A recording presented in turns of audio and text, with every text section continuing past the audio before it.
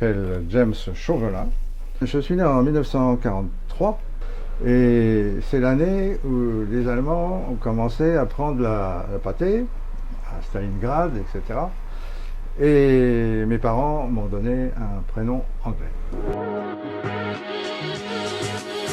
Mon rôle ici, ça consiste à réparer, restaurer, entretenir les instruments du quatuor, on appelle, c'est-à-dire du violon, violoncelle, enfin alto, etc. et la contrebasse en plus, dont je me suis fait une spécialité.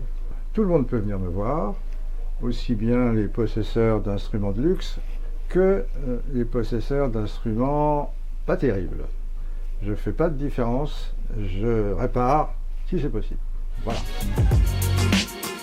Je vis dans ce quartier depuis 1967, date à laquelle j'ai loué un studio dans la rue Beautreilly.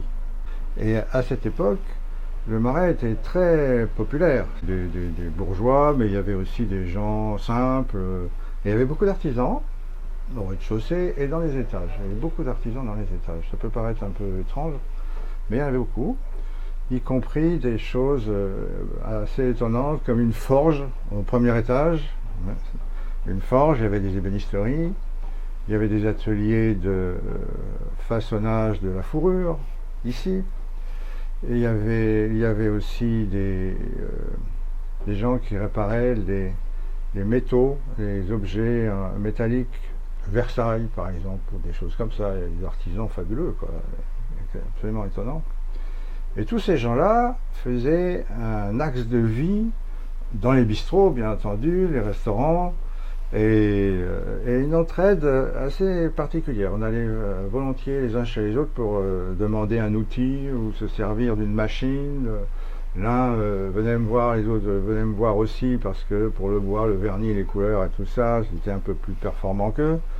Et on avait chacun nos possibilités, et il y avait quand même une entraide assez importante, même avec l'horloger de la rue Saint-Paul, par exemple.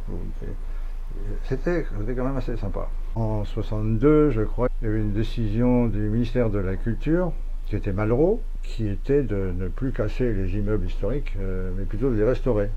La casse de certains immeubles ont cessé à ce moment-là, et on s'est mis à restaurer. Mais pour restaurer, il faut de l'argent, ça coûte cher, évidemment. C'est vrai qu'il y a une classe sociale qui s'est aperçue que le Marais c'était beau, et qu'on pouvait y habiter confortablement, même s'il n'y a pas l'ascenseur. Il n'y a pas beaucoup d'ascenseurs dans les immeubles du 17e, du 18e. C'est une spéculation effrénée qui a commencé à se faire par des fonds de pension britanniques.